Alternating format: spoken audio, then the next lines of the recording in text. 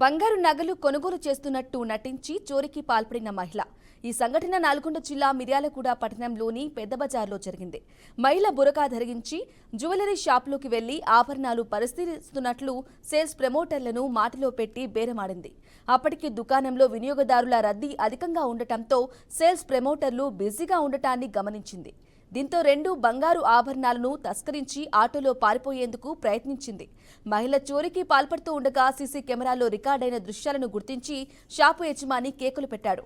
వెంటనే స్థానికులు ఆటోను వెంబడించి పట్టుకున్నారు.